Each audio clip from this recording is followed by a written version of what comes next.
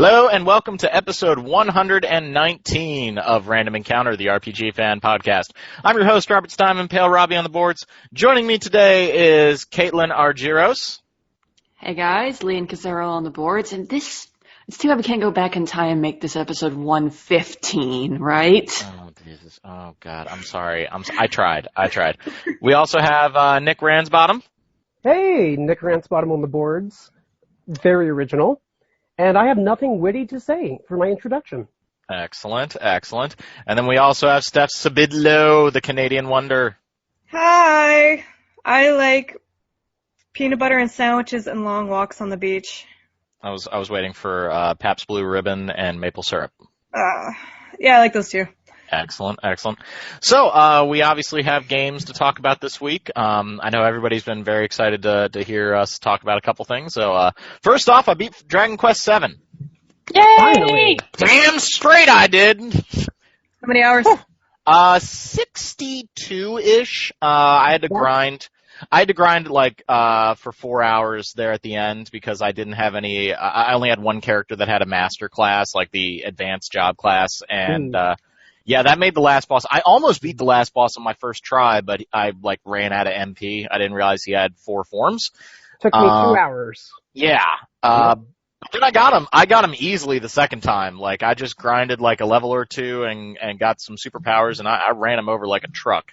That was satisfying, though. Very fun game.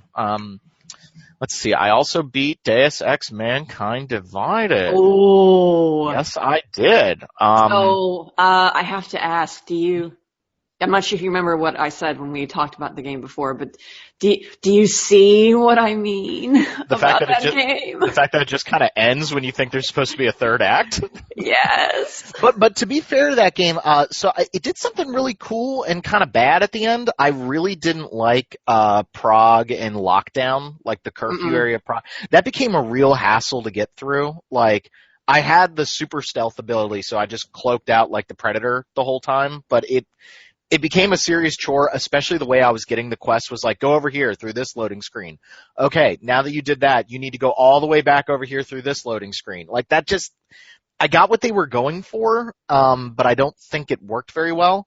But I really like that last mission where you're like hunting down the people at the party. Yes. So good! That was more fun than the actual final boss fight, I had to say.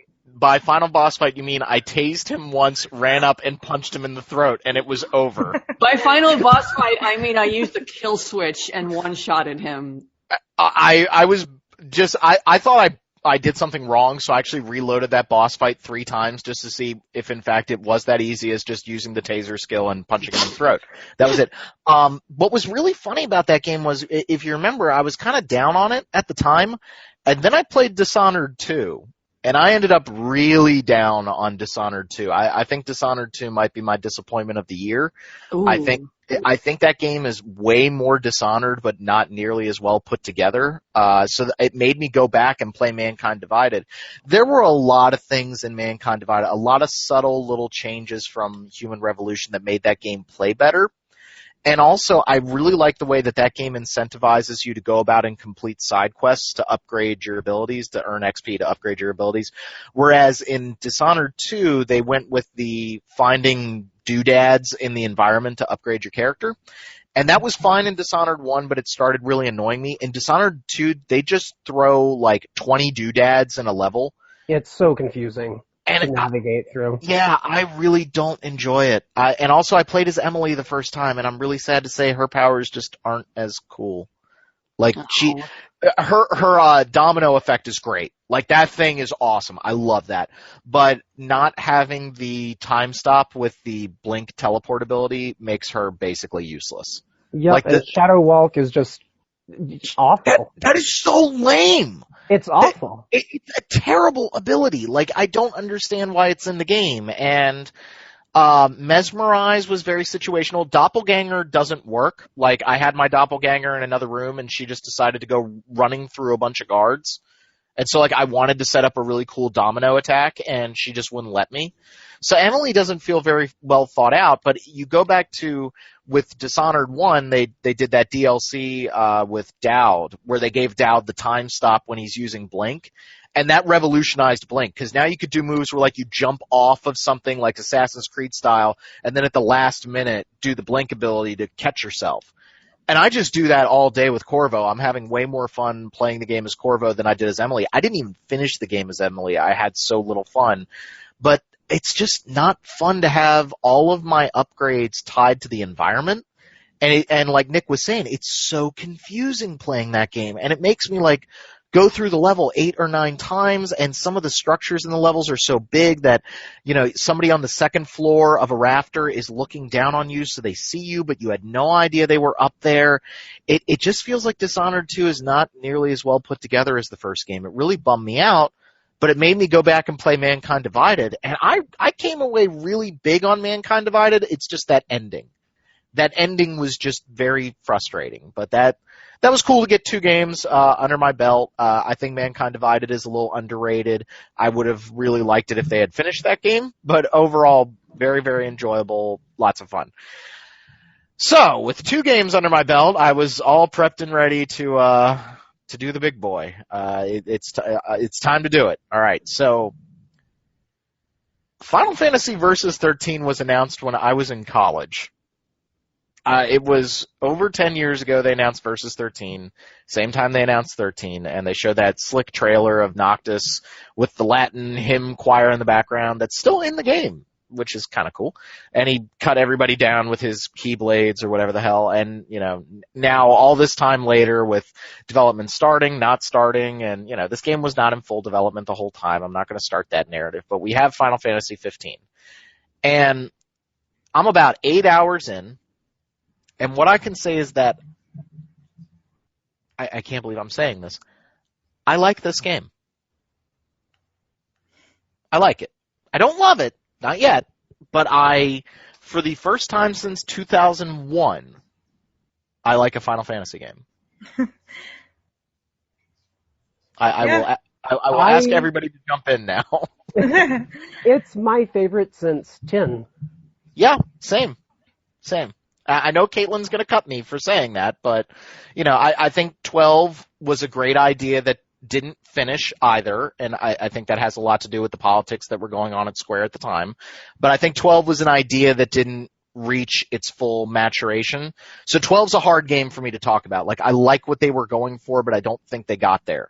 So I didn't enjoy it that much. 10 I enjoy a lot, especially that game's battle system. But since then, you know, I'm not an MMO guy, so I didn't like 11. My thoughts on 13, everybody knows at this point. I think that game is atrocious. I think that game offends me on every level, but some people like it. That's fine. And I'm not an MMO guy again, so I didn't like 14. But 15 is so wildly different, but I like it. But I don't want to hog the microphone, so I'm going to back up right now. Nick, I know you're the furthest in. Nick and Steph, I think, are the furthest in right now. So I'm going to kind of turn it toward you guys a little bit. What do you guys think? I went in with absolutely no expectation. It's been long in development, so I didn't really think much of it. Then I picked it up, and I'm pleasantly surprised. It's actually hitting like everything I really want in the game right now. I'm having a lot of fun with it. I had very, very high expectations. So I went in kind of ready to be disappointed, and was just surprised with it. The cast is great. The combat, I think, is flashy and fluid and fun. I love the weapons. I'm having a great time.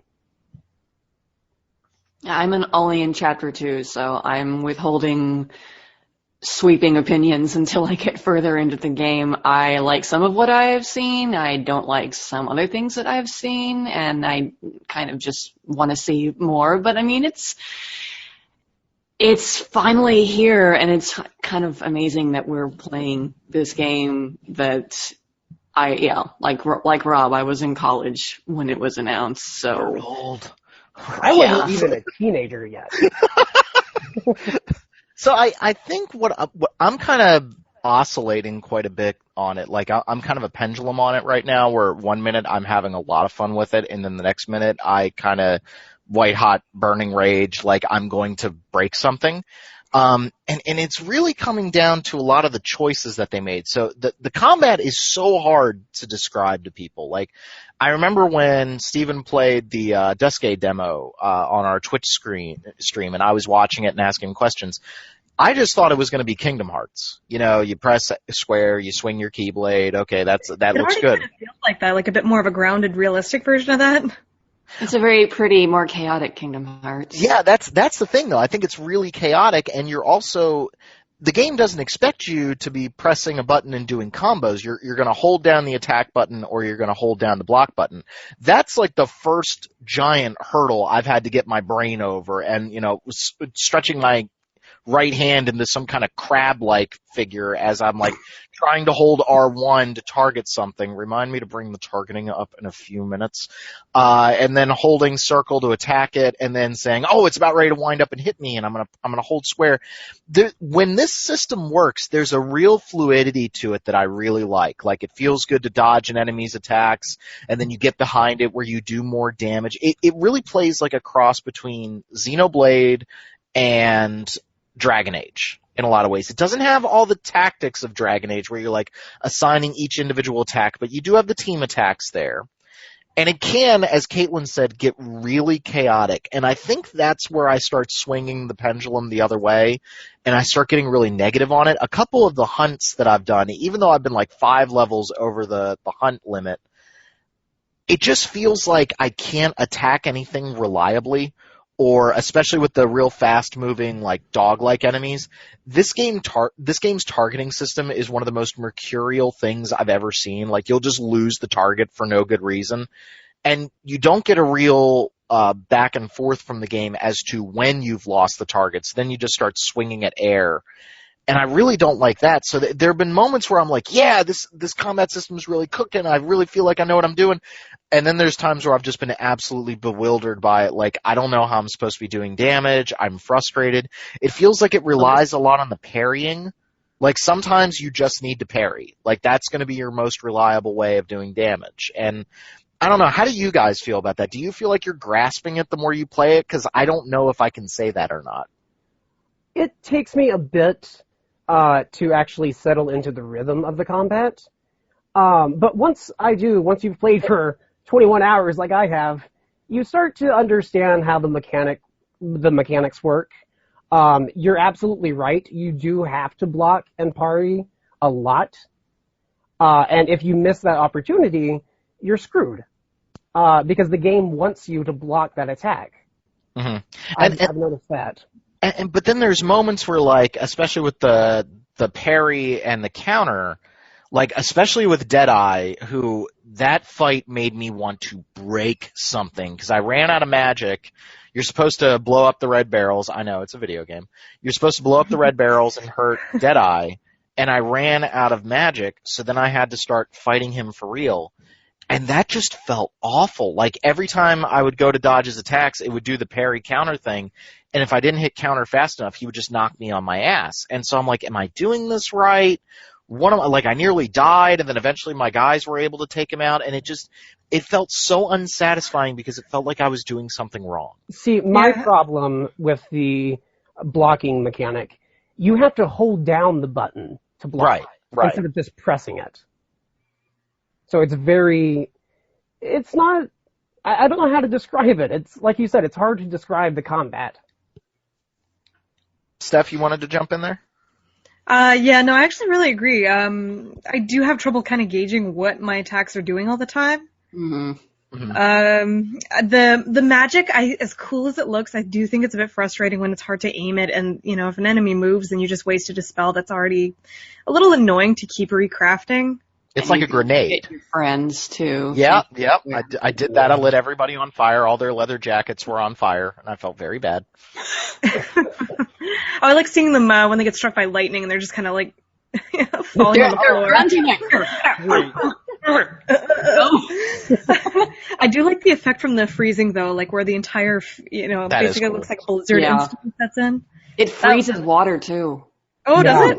Yeah, like if Gotta you're do fighting an enemy in like a pond or something, it will freeze the You can water. see frost on their jackets and their Yeah. hair. Yeah. Awesome. Or just seeing their clothes get dirty throughout the day is actually really impressive too. Yeah. The little details in the game are actually really, really nice to look at. Yeah, the first time they wanted me to throw a magic spell was when Deadeye was running straight at me, so I was just fumbling with this almost grenade mechanic in the middle of a Final Fantasy Oh, game. it is a grenade. It's literally. Yeah. And I just Like, got knocked down.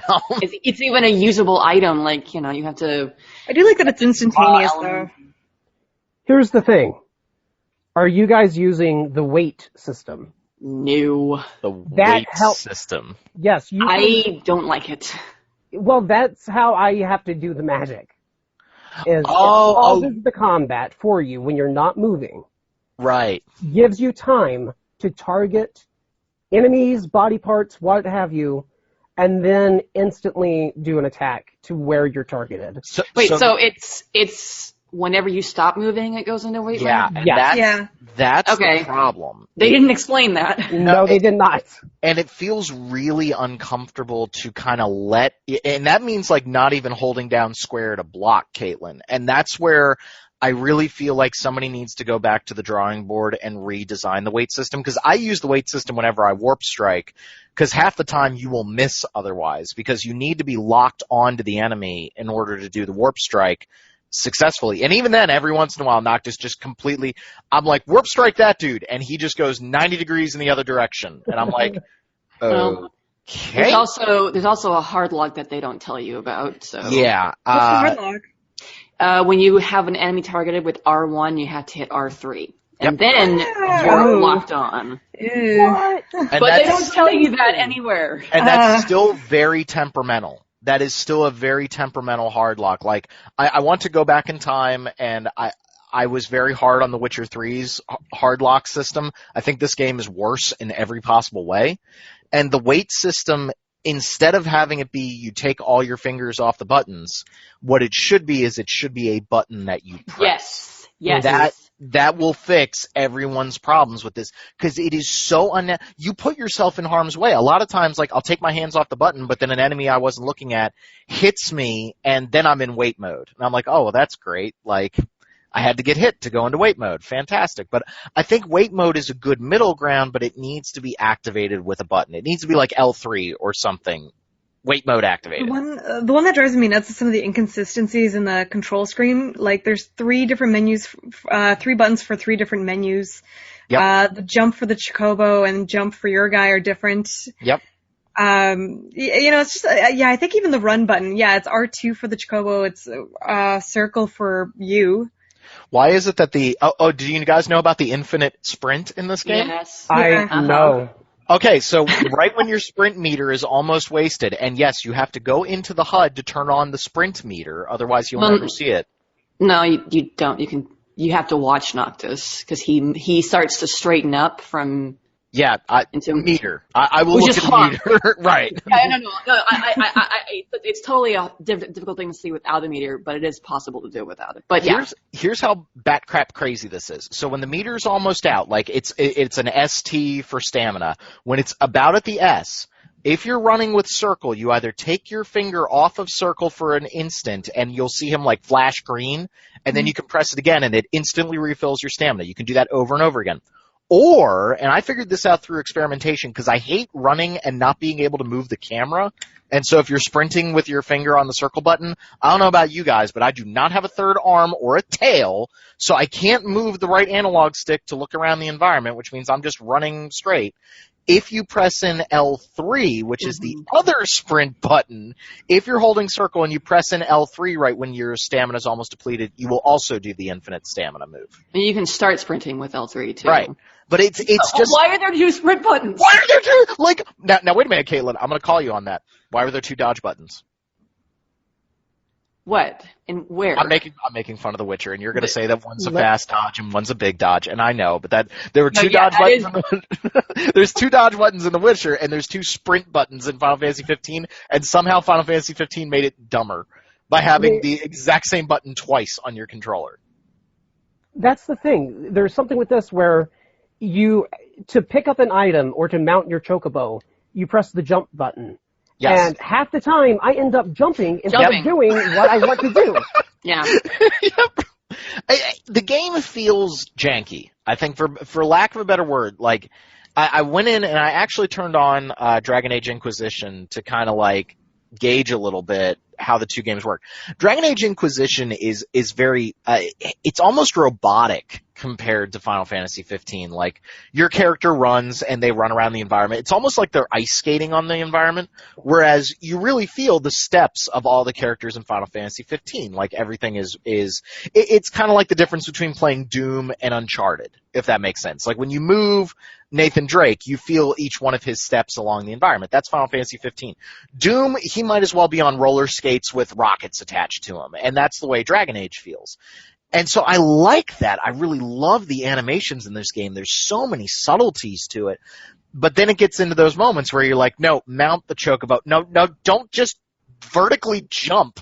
What the hell's the matter with you? Like, and like, or other times where in the environment, I need to get like over a hill. There's no climb in this game, which is really strange.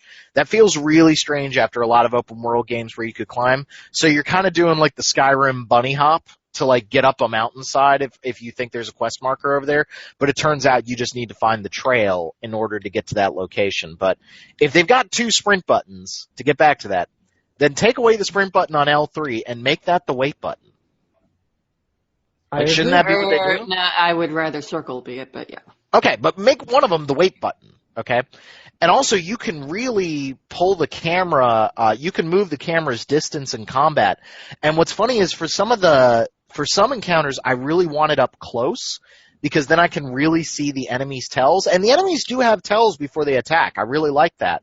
But it's so hard to see. Yeah, in all the chaos. Go ahead, Caitlin. Go ahead. I agree with you. I like the feel of the combat. I do. It's fun when it works, but what I dislike the most about it is so hard sometimes when you're dealing with a pack of enemies, especially, to keep track of what Noctis is doing, which enemies are going to be attacking you, keeping track of where your allies are even. Half the time I do things like link strikes, and I can't even really see the awesomeness of them teaming up because it's just so much going on right in front of me. So the one that drives me nuts too is when you do a lot of the fighting in the in just the wilderness, you get like a lot of random plants in the way. Yep. There's no like Yep. Yeah, none of the objects fade the closer to the camera they get. So I find myself, like you, crab clawing the camera to kind of maneuver it while I'm fighting. Yeah, the camera's a real problem. It's, oh boy. I mean, especially in close quarters. I just did the first dungeon, and that's not fun. Yeah, it's. Just wait. Trust me. Oh, I know. I've heard about later chapters. Wait for a Twitter rant from me, probably, I'm sure. But Caitlin really nailed it, though. Like, when this combat sings, like, it feels really good. Like, I'm like smiling and laughing, but it's like, if you go back and listen to the old Xenoblade podcast, and I said, like, there are times where I really don't understand what's going on in Xenoblade, but it's okay. Because, like, the stakes aren't super high. Unless you're fighting an enemy that's like 5 levels above you, your guys are going to get the job done, provided that you do like the special inputs when you need to do them. So like there's a general cacophony to the fighting, but it's all under your control. I think 15 starts to push a little too hard, and when it starts getting demanding, it really breaks down. I hate to just come right out and say it, but when the combat's easy, I think is when you're having fun. Mm-hmm. And when the combat gets hard, that's actually when you get pretty pissed off at it. You start falling on your ass a lot more, I've noticed. Right. Because those attacks matter now. Like, now, getting hit by an enemy is, whoa, that was a fourth of my health. Crap. Like, whereas before, with the easier fights, you hit me. That was no big deal. I do think when the inevitable, 15-2 happens. Oh, God, don't do that. Don't do that. If they can tweak it, I think it'll be absolutely amazing. But that said, I do like a lot of the ideas that they've put in this game, and I'm having still so much fun, even though it is kind of crippled in some ways. Yeah, and to get away from the combat a little bit, what I really I like and dislike a little bit about this game is that this game kind of feels like Shadow of the Colossus a little bit to me, where you're looking around the environment and it's like, I'm just supposed to look at this. Like, this is just really pretty. Like, that stone structure, that kind of, bridgy, tendril stone structure. The first time I went under that, I was just like, Wow. Wow. Like, this is so cool. And like, just hanging out with the four bros, who I thought I was gonna hate these guys, and I've actually kind of grown to like them. They're okay. Like, even Prompto. Derek said don't make fun of Prompto on the show. He's grown on me a little bit. I like Cute and Prompto. geeky. He's Yeah. adorable. And I'm surprised because I expected to hate Prompto so much. Yeah, me too. But he's lovable. People seem to be down on Ignis. Ignis is my boy. I like Ignis. Ignis is how I feel as He's a teacher. straightforward. sometimes. He's the normal guy. He's Yeah, a he's straight the guy. normal dude. You know, I believe we should probably go over here to eat. Yes, and Cooks, I like that. I like it. I Like, love a cook. And he berates Noctis for his diet choices too. yes, Like, and I don't want good to hear. mom. I don't want to hear it from Ignis because he was making toast for all my guys for a while. All right, like that was There you go, messed Ignis. up. This doesn't matter because Gladio is the best. I like Gladio a lot. I Yeah. thought Gladio was gonna be the most boring to me, but he's growing on me. I like that strong, silent type.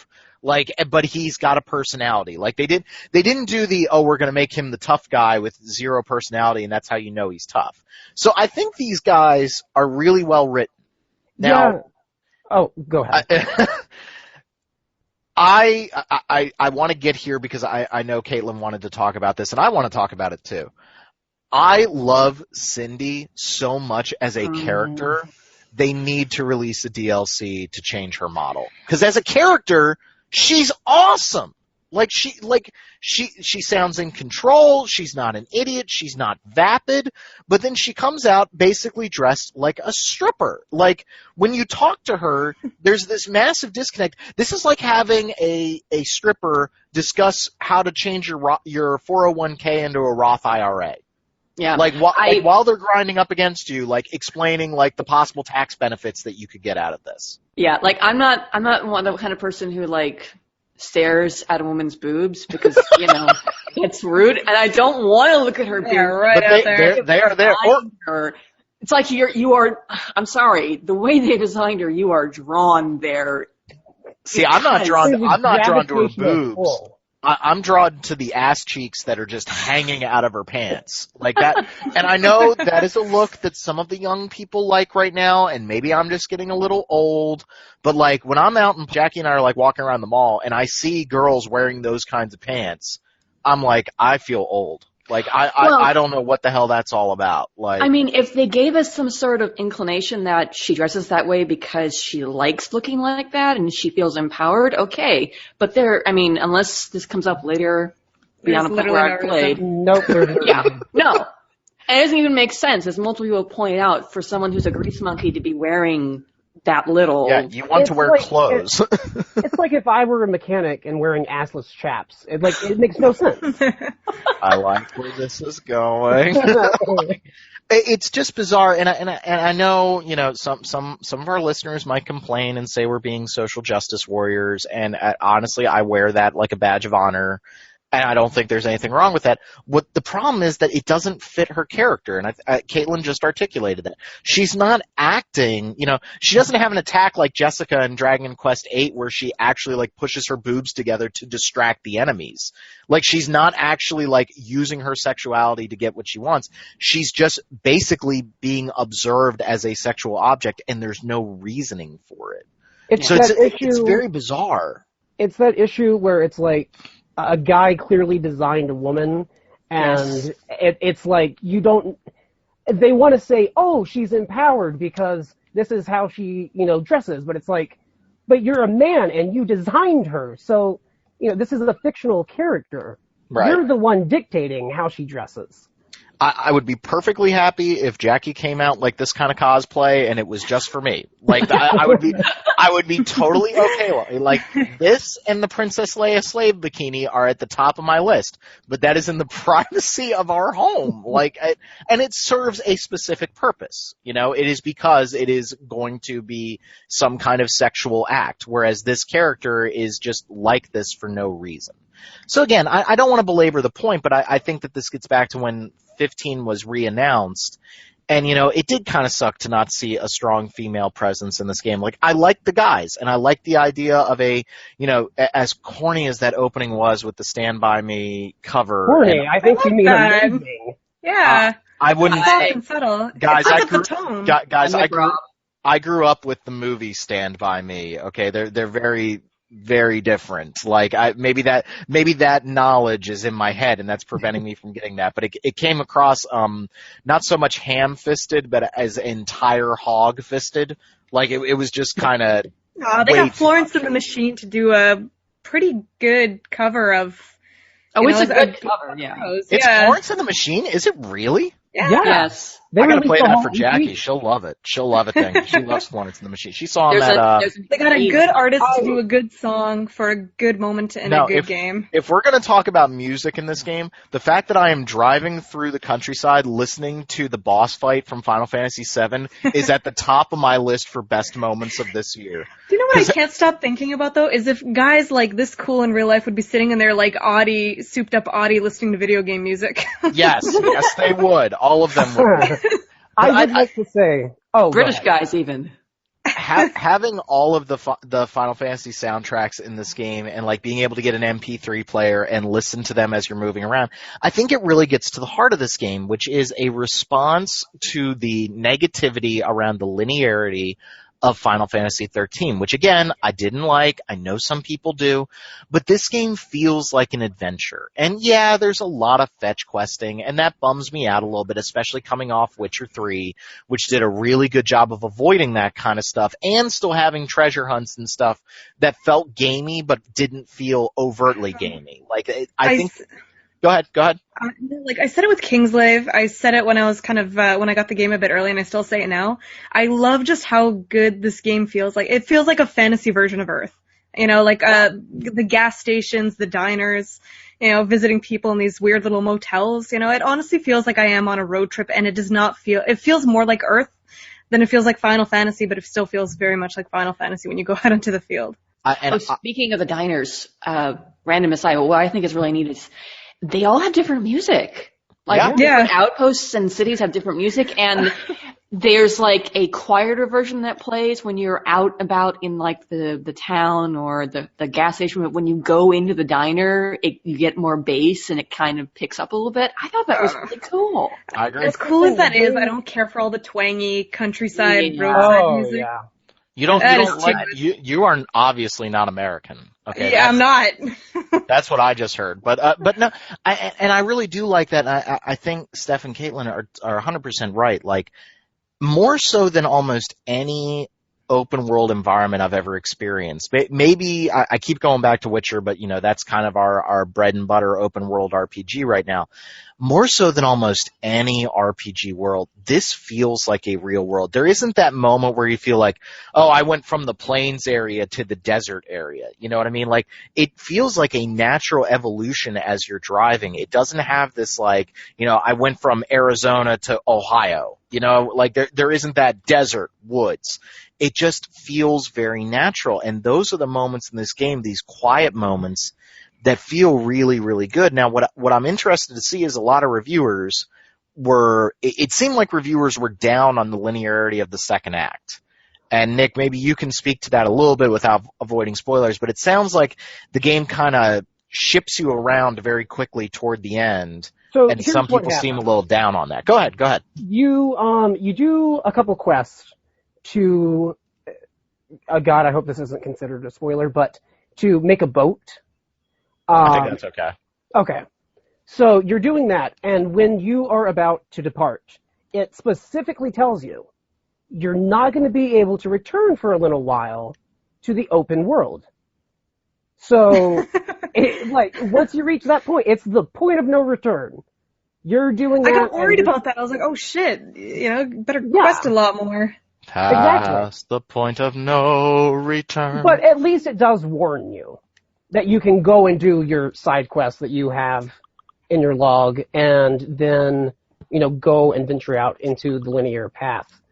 As far as that goes, the story that I felt was kind of non-existent. Like, there's good moment-to-moment stuff, but as a whole, I for the first part of the game, I was like, what's happening? Now that I'm in the second half, I know what's happening. A lot is happening. And it's interesting. So part of me wonders what would have happened if it had been linear in the start and then branched out into the open world. I don't think they could afford to do that again because that After was 13, yeah. That's That was 13, the ultimate indictment on 13, which was, Rob, you just got to play through the 25 hours and then you'll get to Grand Pulse and you'll have fun. And I was like, yeah, but I'm in grad school. That ain't gonna happen. Like, where's Persona 4? Like, that's what happened. And so again, this game is such a startling response to 13. I don't think it hits everything. I think it's a little muddled in some places, and I think the combat could actually do with a little tuning down. Like, make it, instead of putting me up against 6 enemies, put me up against 4, so that I can kind of make sense of what the hell I'm doing. And also, like, put some more warp points around bosses, because it's not fun to run out of MP and be completely screwed. Like, there's a real, like, resource management to this game that when you can put yourself in a situation where, oh man, I'm screwed. And that's interesting, but then I'm like, you have these systems in place, why can't I use them right now? You know what I mean? Like, why can't I use these systems? Oh, I just don't have any tall buildings around me to stick my sword into and recover mana. So I think that the heart of this game is there, and I think this game has a lot of heart, and I'm digging it. Whole CG scene where they show your bad things happening to the Empire. Yeah, that probably should have been in the game. that was a little bizarre. They really throw a lot at you in like 10 seconds. Like, so many That was explosions. added in one of the patches, actually. Yeah. Oh, man. If you were just told that all happened, if you hadn't watched the Kingsglaive movie, that's just bad storytelling. That's just like, what the hell? Like, and I get that because they're trying to do like the whole multimedia thing for Final Fantasy 15, and that's cool. But I think they fell on their face in a couple of areas. But this is the most excited I've been about Final Fantasy in 15 years, and think about that, 15 years, Final Fantasy, like, that's really cool. And I really hope that they support this game. I hope that they pull a Witcher 3 and just keep adding to it and keep fixing it. To go back to that lock-on system, that thing's a joke. Like somebody at Square Enix is feeling really bad about that lock-on system. Because there are just moments where it just completely lets you down. And you fix that and fix the camera a little bit, you might have something. But I don't even know if you can fix the camera, because you just have shrubberies all over the place when you're fighting. Like, maybe tone down the foliage a little bit. Shrubbery? Yes, or like my camera got caught on the north end of a tree, so I was just seeing moss for like one entire fight one time. And I'm like, oh, But you that's knew great. which direction was north because of that. I did know that the direction was north. I just, when the combat breaks in this game, I think it goes from being very fun to absolutely maddening. Part of me has actually thought about just turning it down to easy. And so I just don't even have to worry about that, because I'm not playing this game for stressful combat. I'm playing this game because it's kind of a stress reliever in a way. Actually, me too. This month is really rough for me at work, so I'm just kind of enjoying going out there and exploring and fighting. There is one thing I want to say, going back to the characters, and I addressed this in the hands-on impressions that I did. I heard from a lot of my female friends that they were worried it was too much of a boys' club. And because, these are guys, they're very much tropes. You have, the whiny, pretty boy. You have the strong and silent type. You have the one who has the quips. But there's so much more. There's so much more to them than that. They actually let down their guard, and they do get to talk about being sad and afraid and confused. And I think that's really something special that you don't get to see a lot in media. And there's also an element of, I love the inter-party banter in BioWare, but sometimes that's so heavy-handed. It's like, Iron Bull, discuss your sexuality with us now. Oh, yes, well, we are part of the Coon. We love everyone. Like, there are those moments that's like, this is clearly the scripted moment where we're going to learn more about Iron Bull. I think Final Fantasy 15, even though some of the dialogue sounds like, really badly translated, or maybe the original, like, maybe what they said originally in Japanese was just bad to begin with. For the most part, they actually do subtlety a little bit better than BioWare. Like they're not coming out like, Ignis, tell us about your cavorting with women. Ah, yes. Well, you see, 3 days ago, like.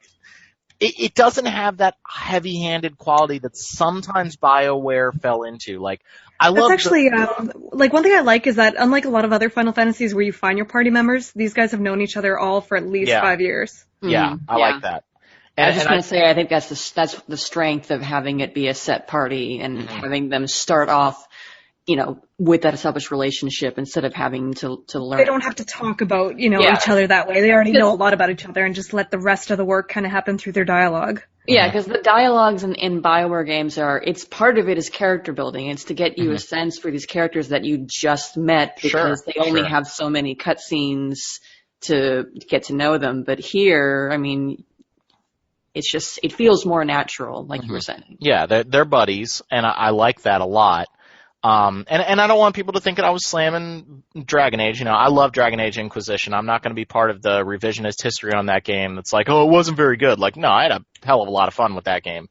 But there were moments like, I love the small interactions in Dragon Age Inquisition more than when a character would just go on this long diatribe about themselves. But Caitlin's right. Since you had never met them before, it was almost necessary. Here, the fact that you're going to go meet Gladiolus's sister, they know who that is. And so they're speaking about her kind of the same way Martin writes his characters, where they know each other. And so you're going to learn by watching their interactions between each other. You can tell they've all hung out before. Right. That's a subtlety of game Iris writing. is so cute! What was that? I love Iris. I'm sorry. Which one's that? Sister. His sister. Gladius. Yeah. I think that those are the things that video game writing really need to focus more on, is kind of those subtle ways of giving exposition and backstory without just, yes, tell me about your days as a Grey Warden. Ah, yes, well, I murdered 30,000. I don't know why all my guys sound the same from Dragon Age, but that's a subtlety of writing that the more books you read, the more games you play, the more movies you watch, you see that you can do that sort of thing in video games. There's nothing holding the medium back. You don't have to be super heavy-handed with everything. But, in a game like this where the characters know each other, that's cool. So the guy I think is the villain of the game, and I don't want to go into spoilers, the crazy dude purple hair man that showed up like 2 or 3 times, I love him and just want him to follow me around and say things. His character is so awesome. He's the guy that gives you your first coin, and this sleazy, oily dude just comes in just chewing scenery, and that was awesome. I loved him. Who I love? Who do you love? Dino. Oh my god. Really? Dino is the best. The guy from Brooklyn in the middle of Final Fantasy, yo. They literally have in the subtitles. Hey, what's it doing? I can't do accents. I don't know what you're talking about. I want to go over here and get a slice of pizza. Oh, the guy sounds like Andrew Dice Clay in the middle of Final Fantasy. It's so bizarre. I love it. It's cool, but I couldn't take his character seriously. There's moments like that, but I think that plays into what Steph was talking about earlier. When you go into a diner, did anybody expect at any point in our lives we'd be playing a Final Fantasy game where you go into a diner? No. That's just so weird. It's so surreal. I think it really works, though. I'm actually impressed how well it really works. And, I think this is the first time since, I guess, Final Fantasy VII that I felt it kind of felt real-world comparable. Do we think 7 plays the way this game plays, the 7 remake? Do we think it's going to play this way? I hope so. Oh, gosh. But I hope it's more polished. Yeah, I hope the combat, yeah. It's either going to be more like this or more like Kingdom Hearts. And as Steven was pointing out to me when we were talking back and forth in Gmail, the 7 remake is using its own engine, which I think is very telling. We talked about Dishonored at the beginning of the show, but I don't think we're ever going to see the Void engine again, considering how many problems they had with that thing. And it's very telling that Prey, their next game, is using CryEngine. That's weird to have 2 games from the same studio using 2 different engines. I think that tells you something about the trouble that they had. I don't know if we're going to see this. What is this engine even called? Is it called the Platinum Engine? I have no idea. But where's Steven when you need him? But like, are we ever going to see a game use this engine again? Because we know the 7 remake is using its own engine. So does it play the same way, or is it more action oriented? I don't know. I'm also wondering if 15-2. I'm also wondering if 15 all girls, a total girl road trip. Yes. And don't make them slutty. Like, don't make it a slutty road trip. Like, Just be like Crossroads, the Britney Spears movie. Oh man, no. Do you remember how I thought 10-2 was fun, but the way they wrote girls was basically how guys wrote how they think girls are. Yeah. Yeah, like that. And then the stupid hot spring scene where it's like, hey, it's on your chest. Oh, No, God. I've got it. Road trip. Stupid. Road trip. Drag queens like To Wong Fu. Thanks Yeah. for everything. Love, Julia Yes. Newmar. There you go. Yes. Like, we got it. We got. Dare got I even 15-2. say Yas? Yes. An A. Yeah. We've got 15-2 designed. Oh my God, my hair is getting ruined in this rain. As long as they get John Leguizamo, well, we can't. Unfortunately, we can't get what's his face. Can the theme song be like an ABBA song then? Yeah. Oh, man. They've By got Florence the and the soundtrack Machine. for it. But yeah, I'm very interested to see what happens now with 7. Steven also had to explain to me what the hell's going on with the 2 Kingdom Hearts releases coming out in the next 3 months. And he needed to draw a diagram for that. I think that's major marketing faux pas by Square Enix to have 2 Kingdom Hearts editions coming out in 3 months. Like, the fans will understand it, but as somebody who hasn't played a Kingdom Hearts game since 2, he had to explain. I'm just standing back there. I'm like, is it out yet? Like, Okay, let's get it. Like, I want the one that has Kingdom Hearts 1 and 2, like, on PlayStation 4, and that's in March. Mm-hmm. The Dream Drop Distance re-release is the one that's in January. And you would have, and that's the difference between 2.8 and 2.5, 1.5 collection. Which also, Square Enix, knock it off. Like, just stop it with decimal points. Stop it. It's perfect that they're Latin. titles of Kingdom Hearts games, but bad. Do we think we see the 7 remake before Kingdom Hearts 3? I felt pretty sure of that, but now I'm not so sure. I'm not so sure now. Nah, I say we get Kingdom Hearts 3 first. There's a demo of Kingdom Hearts 3 with the 2.8. Both of those games are another of those like where I'm just not kidding? holding my breath. When it's announced, it's announced. Yeah. There's gonna be the They Kingdom waited Hearts 3. so long for this one. I'm not gonna think about it until they actually give a date, and then I will be like, okay, 3 months after that date. Well, what everybody should be excited about is the fact that on January 20th, Dragon Quest VIII is out on 3DS. Hey. I And want that- to play it. I think Dragon Quest VII was a little too antiquated for most of today's audiences. Like, if you wanted an old school role playing game, like in that sort of, I mean, that game was in a weird spot where it was released close to the year 2000 in America, and so we were getting Final Fantasy IX at the same time Dragon Quest VII came out. And 7's a lot of fun, but it's very much an old school SNES RPG that ended up on the PlayStation 1. Dragon Quest VIII is the Dragon Quest. I've never played it, so I'm so excited. You are in for such a treat. You are in for such a treat, and I'm so excited to play that.